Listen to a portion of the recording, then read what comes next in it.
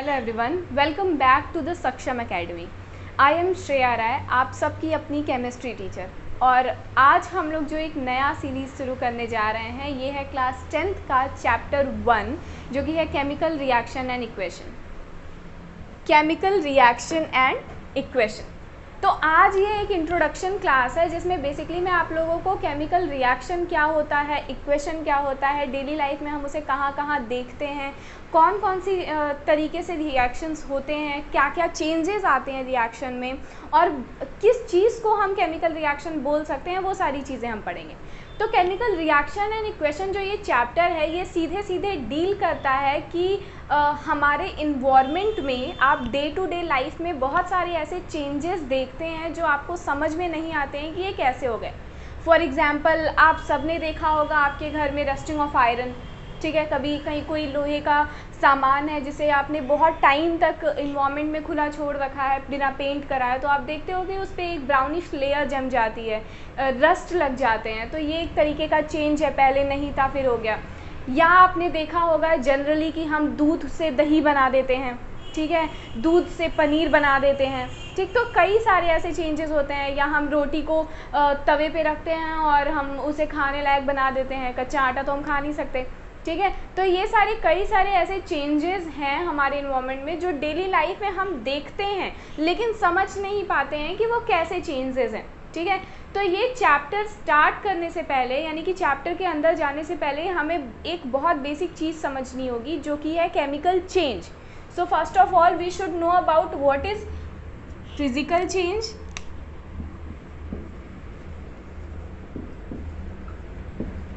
Physical change और what is chemical change. तो physical change और केमिकल चेंज में हमें डिफरेंस समझ में आना चाहिए कि फिजिकल चेंज और केमिकल चेंज क्या है। अब देखो, फिजिकल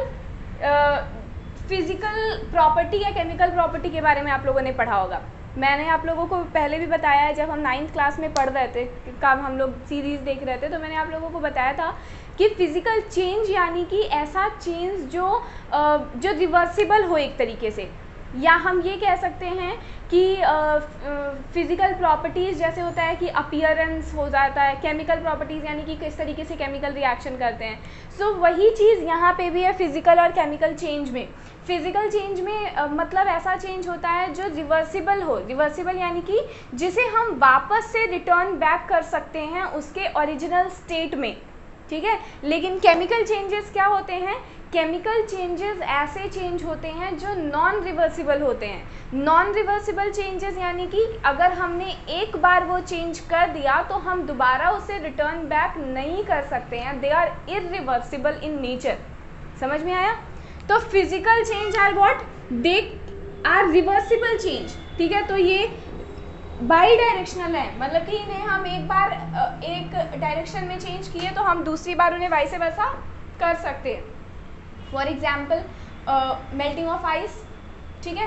एक टेम्परेचर प्रोवाइड करने पे आइस जो है वो मेल्ट कर गया लिक्विड में, ठीक है। लेकिन जब हम टेम्परेचर कूल डाउन करते हैं तो वही लिक्विड वापस किस में कन्वर्ट हो जाता है?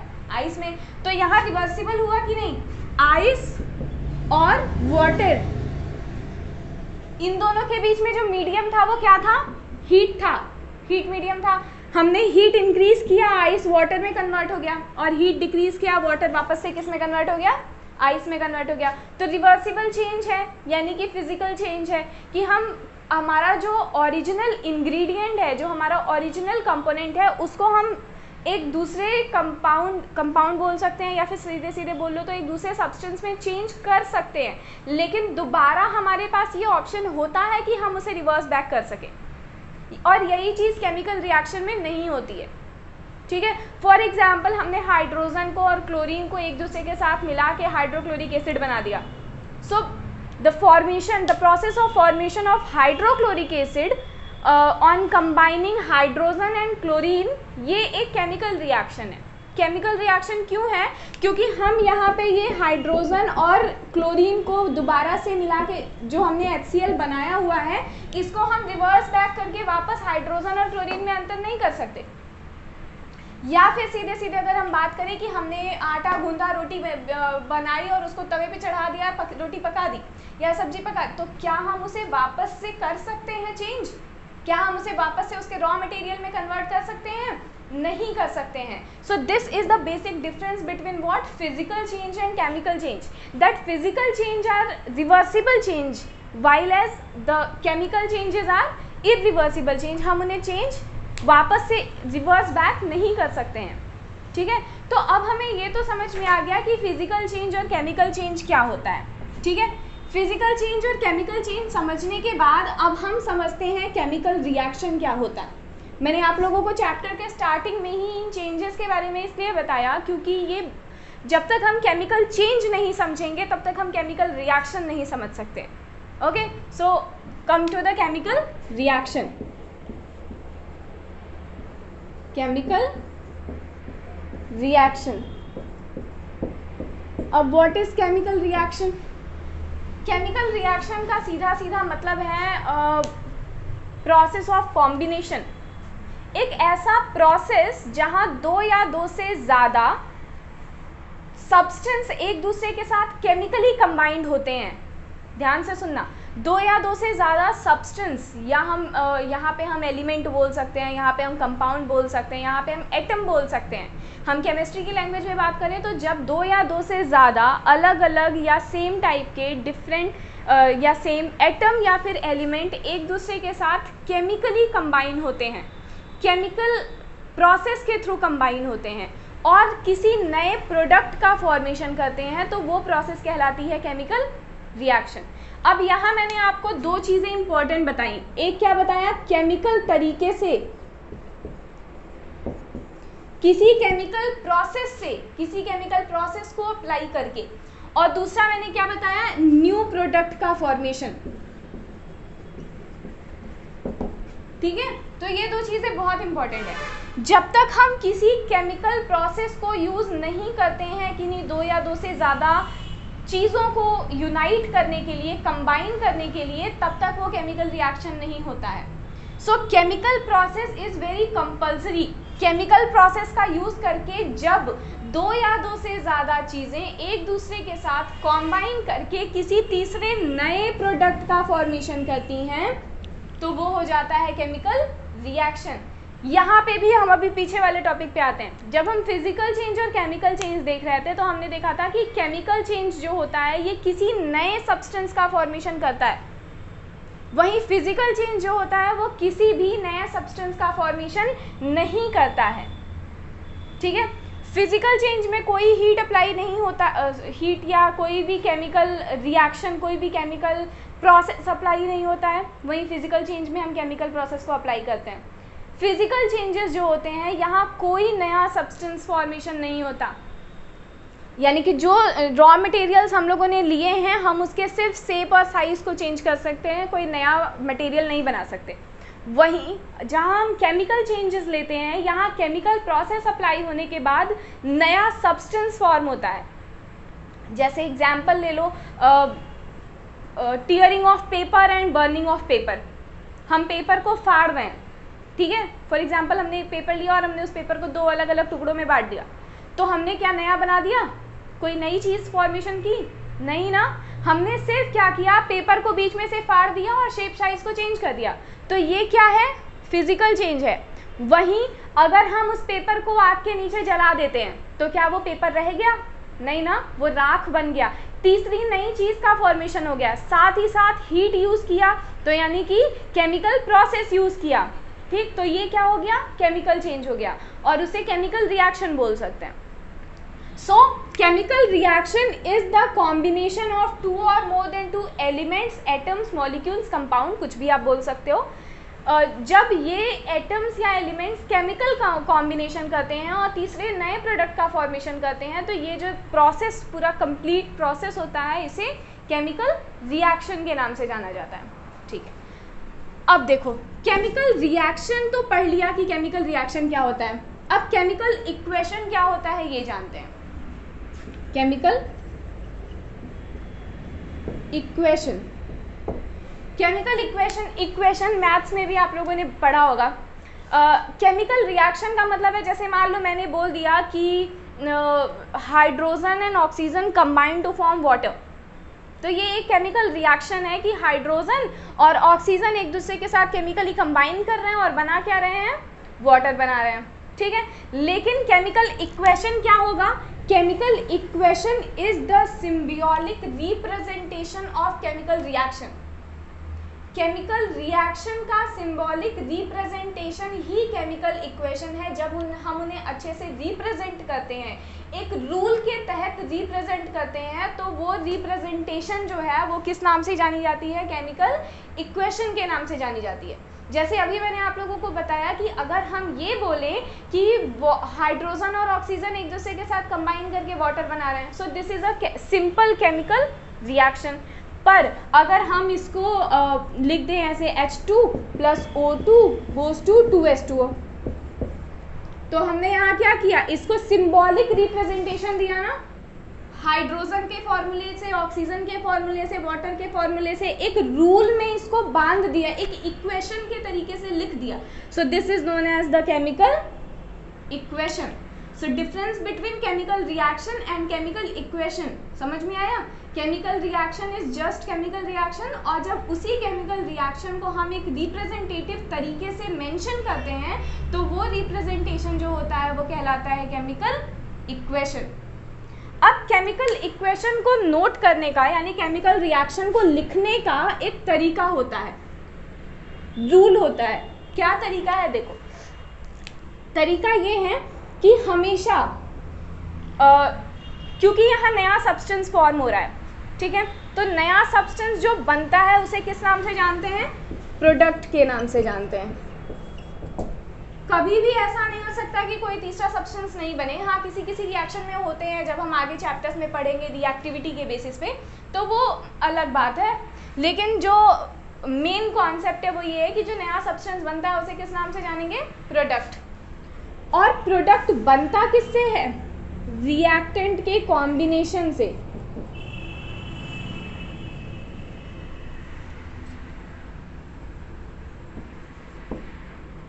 ठीक है, कि कॉम्बिनेशन से। कॉम्बिनेशन का मतलब है, जैसे मान लो कि हमने क्या किया, जैसे मैं पिछला वाला अपना जो एग्जांपल दूं, हाइड्रोजन लिया, ऑक्सीजन लिया, इसको वाटर बना दिया, तो ये एक हमने केमिकल इक्वेशन लिखा। अब कॉम्बिनेशन किसका किसका हुआ, हाइड्रोजन का और ऑक्सीजन का, यानी रिएक्टेंट कौन है, हाइड्रोजन और oxygen. So these are the reactant. Reactant एक भी हो सकता है, दो भी हो सकता है, दो से ज़्यादा भी हो सकते हैं, डिपेंड करता है टाइप ऑफ रिएक्शन पे। और बना क्या, वाटर, तो ये प्रोडक्ट। प्रोडक्ट एक भी हो सकता है, दो भी हो सकता है, दो से ज़्यादा भी हो सकता है। आगे पढ़ेंगे हम। रिएक्टेंट हमेशा लेफ्ट हैंड साइड में लिखा जाता है, ठीक है, और प्रोडक्ट को हमेशा हम कहाँ लिखते हैं, राइट हैंड साइड में। Reactant should always B mentioned in left hand side, और प्रोडक्ट को हमेशा राइट हैंड साइड में मेंशन किया जाता है। रिएक्टेंट और प्रोडक्ट के बीच में एक एरो होता है जो राइट साइड वाले डायरेक्शन में पॉइंटेड होता है। जैसे ये एक एरो होगा जो राइट साइड में जाएगा, pointed towards right, pointed towards the product, कि यहाँ ये शो करता है कि यहाँ से रिएक्शन चल रहा है, ऐसे। समझ में आया। वहीं अगर दो तरीके के रिएक्शन होते हैं, एक रिवर्सिबल रिएक्शन होता है, एक इरिवर्सिबल रिएक्शन होता है। ज़्यादातर रिएक्शंस केमिकल रिएक्शंस इरिवर्सिबल होते हैं, लेकिन कुछ ऐसे भी केमिकल रिएक्शंस हैं जो रिवर्सिबल है, यानी कि जिन्हें हम वापस से उनके रिएक्टेंट में चेंज कर सकते हैं। सो अगर हम रिवर्सिबल रिएक्शन के बारे में बात कर रहे हैं तो हमें ये डबल साइडेड एरो लगाना होता है, ठीक है। ये छोटे छोटे रूल्स हैं जो कोई नहीं बताता है, तो इसे ध्यान से समझिए, क्योंकि ये बहुत बार बताने वाली चीज़ नहीं है, ये बहुत ही बेसिक सी चीज़ है जो आप एक बार आज पढ़ लेंगे तो आपको हमेशा के लिए काम आएगा। ये नहीं कि फिर आपको अभी ये रूल है केमिकल रिएक्शन लिखने का, तो जब आप ग्रेजुएशन में जाएंगे तो कोई और रूल मिलेगा, ऐसा कुछ नहीं है। यही रूल आपको हमेशा फॉलो करना है, और ये सारे जो बेसिक रूल्स होते हैं ये बार बार नहीं बताए जाते हैं, ठीक है। तो जब हमें रिवर्सिबल रिएक्शन लिखना है तो रिवर्सिबल रिएक्शन के लिए रिवर्सिबल एरो का यूज़ किया जाता है, this is the reversible arrow. और अगर हमें इरिवर्सिबल रिएक्शन लिखना है तो we have to use the irreversible arrow. ज़्यादातर यही एरो मेंशन किया जाता है। अगर हमें ये शो करना होता है कि दैट रिएक्शन इज रिवर्सिबल तो हम वो रिवर्सिबल वाला एरो यूज़ करते हैं। ये एरो कभी भी ऐसे, कुछ बच्चे होते हैं ऐसे लिख देते हैं, ऐसे लिख देते हैं, नहीं, डिज़ाइन नहीं करनी है इसमें। इसको एक सिंपल एक तीर वाली एरो बनानी है, ठीक है। और रिएक्टेंट लेफ्ट हैंड साइड में, प्रोडक्ट राइट हैंड साइड में लिखना है। अगर हमारे पास दो या दो से ज़्यादा रिएक्टेंट हैं तो दोनों रिएक्टेंट के बीच में एक प्लस साइन लगा के मेंशन करना है। जैसे मैंने यहाँ लिखा है हाइड्रोजन के बीच में और ऑक्सीजन के बीच में क्या है, ये प्लस साइन है। सेम प्रोडक्ट में अगर हमारे पास एक प्रोडक्ट है तो हम उसे सिंपली लिख सकते हैं, और अगर हमारे पास दो या दो से ज़्यादा प्रोडक्ट है तो हम उसके लिए प्लस साइन का यूज़ करते हैं, ठीक। इसके साथ साथ कुछ और भी तरीके होते हैं जिससे हम अपने केमिकल इक्वेशन को ज़्यादा रिप्रेजेंटेटिव बना सकते हैं। यहाँ आप देख रहे होंगे कि मैंने H2O के आगे 2 लगाया है। अब बहुत बच्चों के मन में ये क्वेश्चन उठता है कि 2 कहाँ से लगा, 2 का मतलब क्या है। तो 2 का मतलब है कि 2 मॉलिक्यूल्स ऑफ वाटर, ठीक है, 2 मॉलिक्यूल्स ऑफ H2O। ये 2 कैसे लगा है, क्यों लगा है, ये हम नेक्स्ट वीडियो में देखेंगे जब हम बैलेंसिंग केमिकल इक्वेशन को डिटेल में पढ़ेंगे। बैलेंसिंग केमिकल इक्वेशन को मैं हल्का सा टच करते हुए यहाँ चलती हूँ और हम ब्रीफ में नेक्स्ट वीडियो में देखेंगे। क्लास 9th में आप लोगों ने एक लॉ पढ़ा हुआ है, उस लॉ का नाम है law of conservation of mass. 3 तरीके के केमिकल लॉज होते हैं, laws of conservation of mass, constant proportion और मल्टीपल प्रोपोर्शन। इसमें जो सबसे पहला लॉ है, law of conservation of mass, ये कहता है कि किसी भी केमिकल रिएक्शन में कभी भी मैटर न तो क्रिएट होता है और न ही हम मैटर को डिस्ट्रॉय कर सकते हैं। Matter can neither be created nor be destroyed in any chemical reaction, it can only be transferred from one form to another. यानी हम इसे सिर्फ एक तरीके से दूसरे तरीके में कन्वर्ट कर सकते हैं, इंटरचेंज कर सकते हैं, हम डिस्ट्रॉय या क्रिएट नहीं कर सकते हैं। समझ में आया? तो मैटर को न बनाने वाले हम हैं और न ही मैटर को नष्ट करने वाले हम हैं। हम सिर्फ क्या करते हैं, साइंटिफिक तरीके, साइंटिफिक एक्सपेरिमेंट्स को यूज़ करके हम इसे एक फॉर्म से दूसरे फॉर्म में सिर्फ कन्वर्ट कर सकते हैं। इसीलिए जिन जिन एटम्स का या जिन जिन एलिमेंट्स का यूज़ करके हम रिएक्शन कराते हैं, यानी जो जो एलिमेंट्स या एटम रिएक्टेंट में यूज़ होते हैं, उनसे ही मिला के प्रोडक्ट का फॉर्मेशन होता है। जैसे अगर हमने यहाँ हाइड्रोजन और ऑक्सीजन को मिलाया है तो प्रोडक्ट हाइड्रोजन ऑक्सीजन से ही मिलके बनेगा। यहाँ कार्बन कहीं से नहीं आ जाएगा या मैग्नीशियम सिलिकॉन कहीं से नहीं आएगा। समझ में आया? सो रिएक्टेंट में जो एटम है वही एटम कहाँ से होंगे, प्रोडक्ट में होंगे। Law of conservation of mass सीधे यही कहता है कि left hand side of any reaction should always be equal to right hand side of the reaction. समझ में आया कि लेफ्ट, किसी भी केमिकल रिएक्शन का लेफ्ट हैंड साइड यानी रिएक्टेंट का जो मास है वो प्रोडक्ट के मास के पूरा का पूरा बराबर होना चाहिए, इतना सा भी डिफरेंस नहीं होना चाहिए। अगर ये है तो वो reaction law of conservation of मास को फॉलो कर रहा है।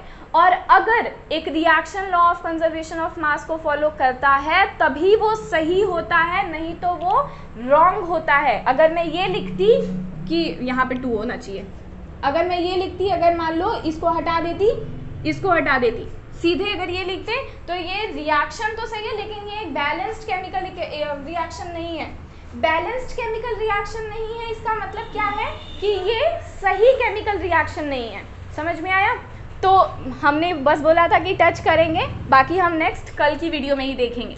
फिलहाल आते हैं कि कुछ और भी तरीके होते हैं जिससे हम अपने केमिकल इक्वेशन को रिप्रेजेंटेटिव तरीके से दिखा सकते हैं। तो मैं एक एक करके बताती हूँ कि कौन कौन से वो तरीके हैं जिससे हम और भी रिप्रेजेंटेटिव तरीके से दिखा सकते हैं। सबसे पहली चीज़ होती है कि फॉर एग्जांपल बहुत सारे ऐसे केमिकल रिएक्शंस होते हैं जहाँ प्रोडक्ट में हीट रिलीज़ होती है, ठीक है। हीट रिलीज़ होने के लिए हम इवोल्यूशन ऑफ गैस का एक अप एरो करके एक साइन दिखाते हैं जिससे ये पता चलता है कि प्रोडक्ट में हीट रिलीज हुई है। ठीक है, एक तो ये तरीका है। दूसरा है हमारा कैटलिस्ट को मेंशन करने का। जब भी हम किसी रिएक्शन में, अगर फॉर एग्जांपल कोई केमिकल रिएक्शन हो रहा है और उस केमिकल रिएक्शन में किसी कैटलिस्ट का यूज़ हुआ है, अभी मैं बताती हूँ कि कैटलिस्ट क्या है। अगर किसी कैटलिस्ट का यूज़ हुआ है तो रिएक्शन का ये रिएक्टेंट और ये प्रोडक्ट, जो बीच में हमने एरो लगाया है, इस एरो के ऊपर हम कैटलिस्ट को मेंशन करते हैं। ये जो कैटलिस्ट है, अब बताते हैं कि कैटलिस्ट होते क्या हैं। जैसे मान लो कि फॉर एग्जांपल कोई एक रिएक्शन है, रिएक्शन टाइम लगाता है। कोई एक रिएक्शन है जो 1 घंटे में होना है, ठीक है।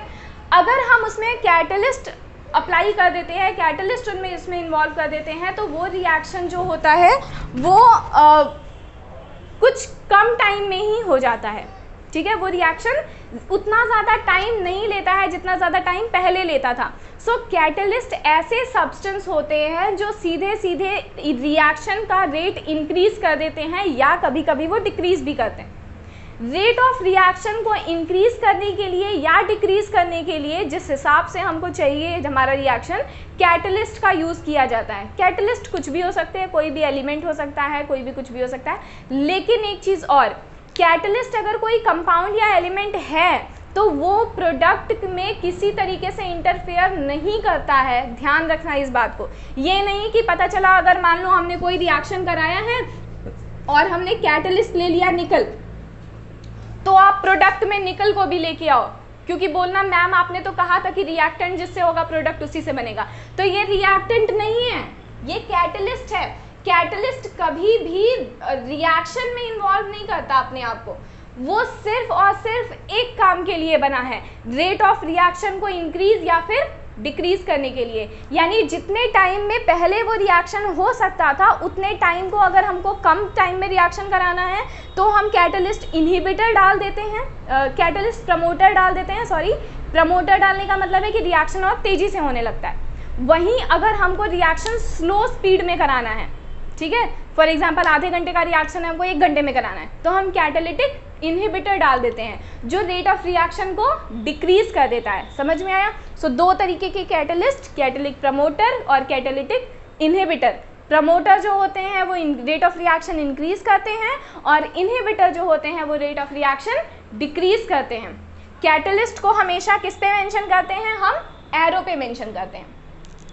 इसके साथ ही साथ कुछ ऐसी चीज़ें होती हैं जैसे जिनकी प्रेजेंस में रिएक्शन हो रहा है। फॉर एग्जांपल हमने किसी रिएक्शन को कराने के लिए, जैसे हम कोई भी रिएक्शन, बहुत सारे ऐसे रिएक्शंस होते हैं जो हीट की प्रेजेंस में ही होते हैं। सो हमने टेम्परेचर को यूज़ करके कोई रिएक्शन कराया तो उसके ऊपर हम ये डेल्टा का साइन लगाते हैं। ठीक है, ये डेल्टा का साइन लगाते हैं। या फिर फॉर एग्जांपल हम 100 डिग्री सेल्सियस में कोई रिएक्शन करा रहे हैं तो हम यहाँ पे 100 डिग्री सेल्सियस और इसको हम चाहें तो केल्विन में भी लिख सकते हैं। तो बताओ कितना होगा केल्विन में? 373 केल्विन। तो ये कुछ तरीके हैं जिसको मेंशन करके हमारे रिएक्शन में हम अपने रिएक्शन को, हमारे केमिकल इक्वेशन को और भी ज़्यादा रिप्रेजेंटेटिव बना सकते हैं। ठीक है, तो रिप्रेजेंटेशन का ये कुछ तरीका है। यानी कि एक चीज़ और, हाँ एक बात और थी, इसे रिप्रेजेंटेटिव बनाने के लिए हम एक काम और करते हैं। जो भी सब्सटेंस हमारे पास प्रेजेंट है या जो भी रिएक्शन हम कर रहे हैं उसमें जो रिएक्टेंट है या जो प्रोडक्ट हमारे पास प्रेजेंट है उनका स्टेट लिखने का काम। जैसे हमने लिया था हाइड्रोजन और ऑक्सीजन लिया था, ये बनाया था H2O। ठीक है, तो हाइड्रोजन इज गैस, वो oxygen is gas and H2O is gas, solid, liquid. ठीक है, तो स्टेट मेंशन करना ये भी एक तरीका है कि अपने रिएक्शन को और ज़्यादा रिप्रेजेंटेटिव बनाने का। तो ये हीट रिलीज हो रही है कि हीट इन्वॉल्व हो रही है, इसके लिए हम अप और डाउन एरो का यूज़ करते हैं, कैटलिस्ट का यूज़ करते हैं, कैटलिस्ट को एरो के ऊपर मेंशन करते हैं। टेम्परेचर, अगर हम फॉर एग्जांपल कभी कभी सनलाइट की प्रेजेंस में तो HNU का यूज़ करते हैं हम सनलाइट को रिप्रेजेंट करने के लिए। या जैसे हम जैसे फोटोसिंथेसिस का रिएक्शन होता है, तो आप फोटोसिंथेसिस के रिएक्शन में क्या लिखते हो कि ऊपर सनलाइट लिखते हो और नीचे क्या लिखते हो, LIGST, हाँ सही है, और क्लोरोफिल लिखते हो, क्लोरोफिल लिखते हो ना। तो इससे क्या पता चलता है कि सनलाइट की प्रेजेंस में क्लोरोफिल को इन्वॉल्व करके वो रिएक्शन हुआ है। तो यहाँ हमें कुछ बताने की जरूरत नहीं पड़ी, जो बच्चा समझ जाएगा वो उसे पता चल जाएगा कि सनलाइट और क्लोरोफिल का यहाँ पे क्या यूज़ है। इधर हम लिखते हैं कि हमने जो भी चीज़ों को लिया और इधर हम लिखते हैं कि जो भी चीज़ें बनी। समझ में आ गया? तो ये तरीका है रिएक्शन को और भी ज़्यादा रिप्रेजेंटेटिव बनाने का। समझ में आया? अब हम देखते हैं कुछ कैरेक्टरिस्टिक्स। जब कोई भी रिएक्शन होता है तो वो क्या क्या चेंजेस लेके आता है, कौन कौन सी कैरेक्टरिस्टिक्स होती हैं किसी भी केमिकल रिएक्शन की। देखो,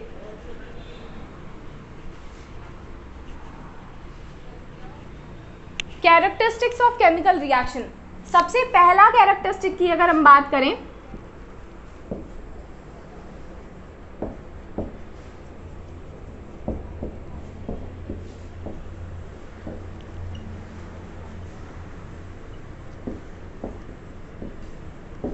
सबसे पहले कैरेक्टरिस्टिक की अगर हम बात करें तो सबसे पहला कैरेक्टरिस्टिक है evolution of gas. Evolution of gas, जैसा मैंने अभी आप लोगों को बताया कि बहुत सारे ऐसे केमिकल रिएक्शंस होते हैं जो हीट रिलीज करते हैं। हीट रिलीज करने का मतलब है, जैसे मान लो कि हमने क्या किया, हमने कैम्फर लिया और कैम्फर को बर्न कर दिया, सब्लिमेशन का प्रोसेस कर दिया। तो जब कैम्फर सब्लिमेट हुआ यानी सॉलिड से गैस में जब कन्वर्ट हुआ तो क्या किया, हीट रिलीज किया ना, है ना। तो हीट रिलीज करने का जो इवोल्यूशन ऑफ गैस यानी कि गैस का इंक्रीज होना, हीट को रिलीज करना, ये ऐसे केमिकल रिएक्शंस होते हैं जहाँ पे जो रिएक्टेंट होता है उसका टेम्परेचर कम होता है in comparison to the temperature of the product, क्योंकि हीट कहाँ रिलीज हुई, प्रोडक्ट में। तो जो प्रोडक्ट का टेम्परेचर होता है वो ज़्यादा हो जाता है। बहुत सारे ऐसे केमिकल रिएक्शंस होते हैं, जैसे आप देखोगे कि अगर हम कभी चूने का रिएक्शन करते हैं, चूने उसे पानी ऐड करते हैं तो आप देखोगे कि वो गर्म हो जाता है, ठीक है, तो वहाँ हीट रिलीज होती है। तो हीट रिलीज होने का मतलब है कि प्रोडक्ट में टेम्परेचर का इंक्रीज हो जाना, टेम्परेचर का बढ़ जाना। तो यहाँ पे इसको हम मेंशन करते हैं एरो अप से। तो ये पहला evolution of gas is the first characteristic of chemical reaction. Evolution of gas का मतलब है कि कुछ ऐसे रिएक्शंस होते हैं जो हीट रिलीज करते हैं, प्रोडक्ट में टेम्परेचर इनका इंक्रीज कर जाता है। Second one is change in state. Change in state, state का मतलब सॉलिड लिक्विड और गैस में इंटर कन्वर्जन। कैंडल लिया और कैंडल को जला दिया तो क्या हुआ, कैंडल वैक्स सॉलिड, सॉलिड को जलाया, पहले थोड़ा सा लिक्विड में कन्वर्ट होता है और उसके बाद गैस में कन्वर्ट हो जाता है, फिर से सॉलिड में कन्वर्ट हो जाता है। तो चेंज इन स्टेट, हमने क्या किया, प्रोसेस क्या अप्लाई किया, हीट, केमिकल, और चेंज क्या हुआ, स्टेट का चेंज हुआ। कोई नया प्रोडक्ट नहीं बना लेकिन स्टेट का चेंज हुआ, सॉलिड से लिक्विड, लिक्विड से गैस, सॉलिड, ऐसे कर करके किस में चेंज हुआ, स्टेट में चेंज हुआ। तो ऐसे रिएक्शंस जहां प्रोडक्ट और जैसे मैंने अभी H2O और O2 को एक साथ ज्वाइन करके H2O बनाया, तो गैस एक साथ कंबाइन करके क्या बना रही थी, H2O लिक्विड बना रही थी ना। तो ऐसे रिएक्शंस जहां रिएक्टेंट और प्रोडक्ट का स्टेट अलग हो, ऐसे रिएक्शंस क्या जो होते हैं वो चेंज इन स्टेट को कैरी आउट करते हैं। तो ये सेकेंड कैरेक्टरिस्टिक था। Third characteristic is formation of precipitate.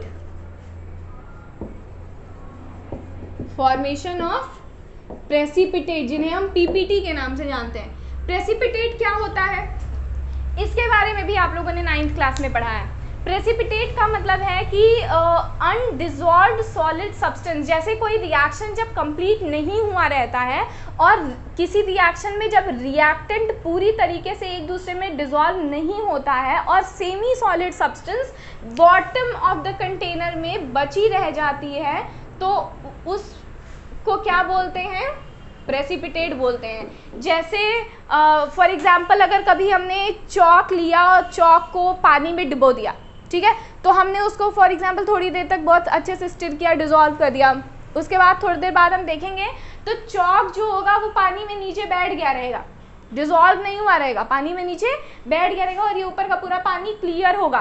तो ये जो नीचे सेमी सॉलिड चॉक बैठ गया इसी को क्या बोलते हैं, प्रेसिपिटेट बोलते हैं। सो formation of precipitate is also an characteristic of chemical reaction, जहां रिएक्टेंट कंप्लीट डिसॉल्व नहीं हुए रहते हैं और सेमी सॉलिड सब्सटेंस का फॉर्मेशन करते हैं। ठीक है।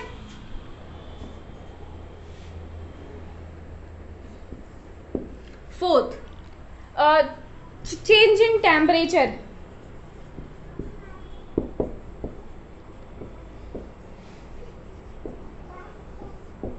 Change in temperature, change in temperature का मतलब है कि जैसे अभी हमने फर्स्ट देखा इवोल्यूशन ऑफ गैस, तो चेंज इन टेम्परेचर और इवोल्यूशन ऑफ गैस कुछ ना कुछ एक हद तक सेम ही है।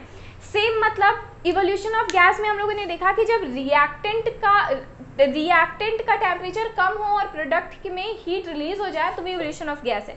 लेकिन चेंज इन टेम्परेचर में दोनों चीज़ें हो सकती हैं, हीट रिलीज भी हो सकती है और हीट एब्जॉर्ब भी हो सकती है, यानी कि टेम्परेचर रिएक्टेंट का भी बढ़ सकता है और प्रोडक्ट का भी बढ़ सकता है। तो कुछ ऐसे भी रिएक्शंस होते हैं जो हीट रिलीज भी कर सकते हैं और हीट एब्जॉर्ब भी कर सकते हैं, यानी अगर हीट एब्जॉर्ब हो गई तो रिएक्टेंट का टेम्परेचर बढ़ जाएगा और अगर हीट रिलीज हुई तो प्रोडक्ट का टेम्परेचर बढ़ जाएगा। तो चेंज इन टेम्परेचर।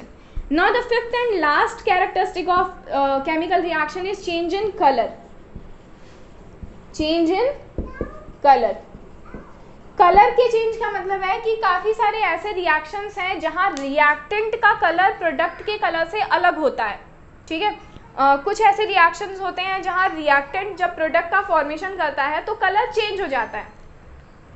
जैसे फॉर एग्जांपल अगर हम कॉपर सल्फेट को लेते हैं,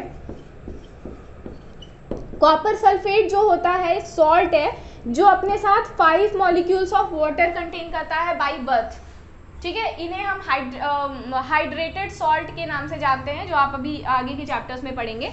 तो ये हाइड्रेटेड सॉल्ट्स कुछ जो होते हैं, जैसे हम कॉपर सल्फेट की अगर बात करें तो ये अपने अंदर 5 मॉलिक्यूल्स ऑफ वाटर कैरी करता है। इन 5 मॉलिक्यूल्स ऑफ वाटर की वजह से कॉपर सल्फेट का जो कलर होता है वो होता है ब्लू। अगर हम इस पे हीट अप्लाई कर दें, थोड़ा लंबे में लिखते हैं, रुको,